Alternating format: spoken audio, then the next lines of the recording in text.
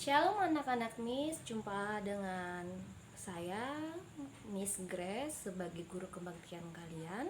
Sebelum kita melanjutkan kegiatan PLS ini, mari kita mengangkat lagu pujian, kita beribadah bersama-sama, mengucap syukur kepada Tuhan karena kita masih diberi kesempatan yang baik, diberi juga keadaan yang baik. Di sini kita percaya bahwa waktu Tuhan itu pasti yang terbaik. Sebelum kita mendengarkan pujian, mendengarkan khotbah, mengangkat doa-doa kita mengangkat sebuah lagu yang berjudul Waktu Tuhan Pasti Yang Terbaik. Kita bernyanyi bersama-sama ya. Kau izinkan sesuatu terjadi, ku percaya semua untuk kebaikanku. Bila nanti telah tiba waktumu, ku percaya kuasa-Mu memulihkan hidupku. Waktu Tuhan pasti yang terbaik, walau kadang tak mudah dimengerti. Lewati cobaan, ku tetap percaya waktu Tuhan pasti yang terbaik.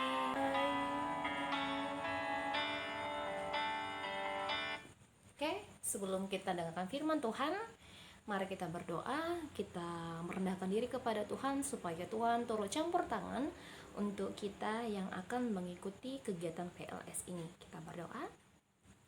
Terima kasih Allah untuk kesempatan indah yang Kau berikan kepada kami. Engkau memberkati cuaca yang baik. Kau berkati kiranya ya Tuhan, anak kami akan mengikuti kegiatan PLS. Berkati kesehatan anak kami, konsentrasi anak kami, bahkan berkati juga dengan para guru mereka yang akan membimbing mereka. Tapi saat ini ya Tuhan, kami akan mengisi kebutuhan rohani kami dengan firman yang akan kami pelajari. Biarlah ya Tuhan, Roh Kudus-Mu hendak turun dalam hati kami dan pikiran kami untuk membantu kami menerjemahkan firman-Mu, bahkan mendorong hati kami melakukan firman-Mu. Dalam nama Tuhan Yesus kami berdoa.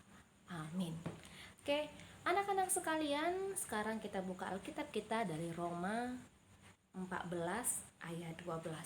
Roma 14 ayat 12 mengatakan, demikianlah setiap orang di antara kita akan memberikan pertanggungan jawab terhadap dirinya sendiri kepada Allah. Sekali lagi Miss baca. Demikianlah setiap orang di antara kita akan memberi pertanggungan jawab tentang dirinya sendiri kepada Allah. Nah, anak-anak sekalian, apa sih arti tanggung jawab? Nah, tanggung jawab dalam bahasa Inggris disebut dengan responsibility. Nah, sebelumnya Roma 14 ayat 12 ini sebenarnya kalau seandainya kita baca dari Roma 14 ayat 1 sampai 12 menjelaskan tentang penghakiman. Itu ada 4 poin yang perlu kita pelajari. Yang pertama adalah supaya kita menghargai perbedaan. Yang kedua, kita mengakui bahwa Yesus itu sebagai anak Allah, sebagai kepunyaan Allah. Lalu yang ketiga adalah kita percaya bahwa Yesus itulah yang menghapus dosa kita, bahkan juga yang akan menghakimi kita. Yang keempat adalah tak seorang pun manusia yang luput dari penghakiman dan pertanggungjawabannya selama dia hidup. Nah, tema kita pada saat ini adalah tentang tanggung jawab pilihanmu. Pertanggungjawabkan pilihanmu. Tadi Miss bilang bahwa tanggung jawab itu dalam bahasa Inggrisnya disebut dengan responsibility. Kalau seandainya kita pecahkan, itu berkaitan dengan respon dan ability, yang berarti adalah kemampuan untuk merangsang atau mempertanggungjawabkan apa yang terjadi kepadanya. Nah, anak-anak sekalian, tanggung jawab itu adalah kesadaran diri manusia terhadap semua tingkah laku dan perbuatan yang disengaja maupun yang tidak disengajanya. Berarti ada kesadaran dirinya bahwa dia harus mempertanggungjawabkan apa yang sudah dilakukannya. Nah, mengapa kita perlu bertanggung jawab? Kita perlu bertanggung jawab yang pertama adalah supaya kita itu dapat dipercaya orang, bahwa kita itu mampu menyelesaikan tanggung jawab ataupun pekerjaan kita. Yang kedua adalah kita mampu membentuk hubungan yang kuat, membentuk hubungan yang lama karena kita itu sudah menunjukkan tanggung jawab kita. Yang ketiga adalah kita itu disenangi orang. Tentu kita itu akan sangat senang kepada mereka yang bertanggung jawab. Mereka tidak lepas tanggung jawab, bahkan mereka itu tidak sembrono, tidak juga mudah menyerah. Lalu yang keempat adalah bahwa tanggung jawab ini seperti buah dari iman yang dia percayai kepada Yesus.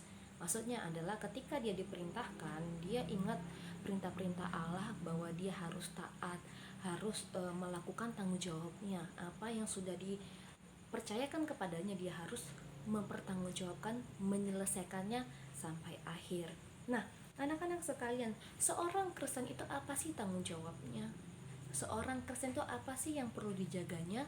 Seorang Kristen itu apa sih yang harus dijaga dalam kualitas hidupnya? Yang pertama adalah seorang Kristen itu harus mampu menjaga perkataannya. Dalam Yakobus dikatakan bahwa dari satu mulut keluar kata untuk memaki, kata untuk memuji nama Tuhan. Bahkan dikatakan tidak mungkin aliran laut asin menjadi tawar. Ya kan, tidak mungkin satu saluran itu yang notabene-nya itu air laut itu asin bercampur dengan air tawar, pasti pisah-pisah, ya kan? Nah, dengan demikian mulut kita itu pun diciptakan adalah pada awalnya memuliakan Tuhan, bukan memaki. Jadi di sini sebenarnya orang Kristen diminta untuk bertanggung jawab dengan perkataan. Nah, banyak makanya dari IT juga ada undang-undang kalau seandainya kita sembarangan berkata-kata, kita bisa dipenjara. Kalau seandainya kita menyebarkan hoax, menyebarkan yang tidak benar, kita juga dihakimi. Lalu yang kedua, tanggung jawab seorang Kristen itu adalah berani mengabarkan Injil, ya kan? Seperti yang kita ketahui bahwa hidup kita ini harus memberitakan Injil. Apa yang kita yakini harus kita share, ya kan? Apa yang kita percayai bisa kita lakukan kepada orang, penguatan supaya dia itu percaya sama apa yang diketahui bahwa Allah itu punya rancangan yang baik. Yang ketiga adalah seorang Kristen itu harus bertanggung jawab dengan iman yang dia miliki. Iman itu berdasarkan dengan apa yang kita perbuat, ya kan? Dalam istilahnya bahwa hidup kita ini adalah khotbah yang hidup. Kenapa dikatakan khotbah yang hidup? Ketika kita sudah mendengarkan khotbah, ketika kita sudah belajar tentang khotbah dan kita belajar untuk berbuatnya, karena kita punya percaya bahwa hal mengampuni, hal memberi sedekah, hal untuk berdoa adalah ajaran yang diberikan oleh Allah, dan kita meyakini dengan iman yang kita miliki harus kita tunjukkan dengan perbuatan kita. Itulah sebabnya kita diminta untuk mengasihi, mengampuni, memberi, mendoakan orang-orang yang di sekitarnya. Nah, dengan demikian bahkan dalam Yakobus dikatakan juga lagi berulang-ulang, kasih tanpa perbuatan hakikatnya adalah mati. Dan yang terakhir, kenapa seorang Kristen bertanggung jawab, yaitu ya dia harus bertanggung jawab dengan hidupnya, ya kan? Jangan menganggap bahwa hidup kita ini adalah berpoya-poya. Dengan istilah masa muda sekarang kan, biarlah masa muda ini kita jalani dengan berbuat keonaran, berbuat kenakalan, berbuat nakal-nakalnya. Nanti tua itu kita nggak nakal-nakal lagi, tapi kita nggak tahu sampai kapan kita hidup, ya kan? Kita tidak tahu sampai berapa lama kita hidup. Nah, dengan demikian pertanggungjawabkan hidupmu, sama seperti dalam kitab Roma tadi pasal 14, bahwa suatu saat nanti Tuhan akan menuntut kita untuk tak pertanggungjawaban kita selama kita hidup, ya kan? Bahkan dalam hal ini dalam Alkitab dijelaskan ada beberapa tokoh Alkitab yang menunjukkan dirinya bertanggung jawab. Yang pertama adalah Musa.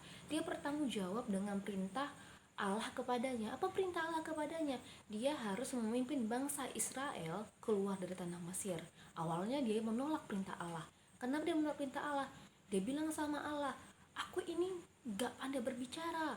Aku juga takut sama Firaun. Firaun itu raja yang otoriter, raja yang penyiksa. Aku tidak mungkin bisa memimpin bangsa Israel keluar dari tanah Mesir. Tapi Allah mencukupkan, bahkan memampukan Musa, dan akhirnya dia menjadi hamba yang setia, hamba yang taat, dan dia memimpin bangsa Israel keluar dari tanah Mesir. Ya kan? Lalu yang kedua yaitu Harun saudara Musa. Kalau seandainya kita membaca Bilangan 18 ayat 7 dijelaskan bahwa Harun dan keluarganya diangkat oleh Allah menjadi imam. Dan Harun dan keluarganya melakukan apa yang diperintahkan oleh Allah. Semasa hidupnya dia menjadi imam, bahkan semasa hidupnya dia juga mempersembahkan dirinya. Dia juga manusia biasa. Ketika dia bersalah, dia juga minta ampun kepada Tuhan, ya kan? Lalu siapa lagi yang tokoh Alkitab bertanggung jawab? Yaitu Rasul Paulus. Rasul Paulus ini awalnya dia penyiksa manusia, penyiksa pengikut Kristus, tapi pada akhirnya dia dipanggil oleh Allah dan dia menjadi pengikut Kristus, dan dia menjadi seorang misionaris dan mengabarkan Injil. Bahkan tanggung jawabnya dia yakini dalam hidupnya adalah memberikan kebutuhan jasmani bagi jemaatnya. Akhirnya dia memberikan tanggung jawabnya, yaitu dia mengabarkan Injil kepada jemaat supaya jemaat ini percaya kepada Kristus dan meyakini keselamatan di dalam Kristus. Bahkan anak-anak sekalian yang perlu kita ketahui bahwa Paulus ini juga dalam kebutuhan jasmaninya dia tidak merepotkan orang lain. Dia membuat tenda untuk memenuhi kebutuhan hidupnya. Dia bertanggung jawab atas hidupnya dan tidak merepotkan orang lain.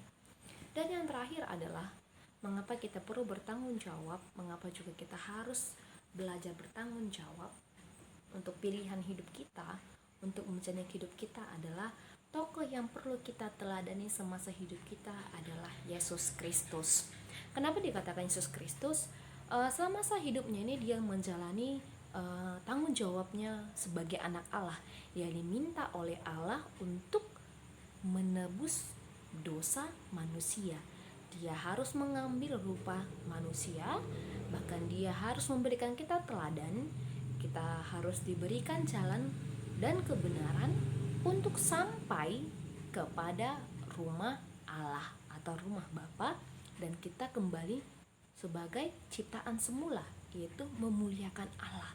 Dan itu ditunjukkan oleh Yesus. Kenapa demikian? Dia mengajarkan kita kalau seandainya ada musuh, kita nggak boleh menghakimi, kita mengampuni. Kalau seandainya kita dihakimi, kita nggak usah mengutuki. Karena apa? Karena akan ada Allah yang memampukan kita dan akan menjadi hakim untuk masalah kita. Dan anak-anak sekalian, di sini ibu mendorong kita pada masa PLS ini, yakini pilihanmu, pertanggungjawabkan pilihanmu. Pada masa PLS ini ibu harap kalian harus sungguh-sungguh belajar, harus sungguh-sungguh mengenali peraturan, harus sungguh-sungguh mengenali bagaimana sistem mengajar para guru yang akan mengajari kalian, dan kalian juga cepat beradaptasi. Belajar di rumah ini bukan hanya siswa saja belajar, tetapi setiap guru-guru yang terlibat pun belajar, ya kan, supaya anak-anak sekalian bisa mengerti dan bisa juga mengarah ke yang benar. Kami percaya bahwa anak-anak sekalian adalah orang yang kuat, orang yang hebat, dan kamu bisa melewati ini. Bukan kamu dipilih karena kamu gak mampu pada masa pandemi ini. Karena kamu kuat pada masa pandemi ini, kamu masuk sekolah ini, kamu masuk sekolah SMA karena kamu mampu dilihat oleh Allah.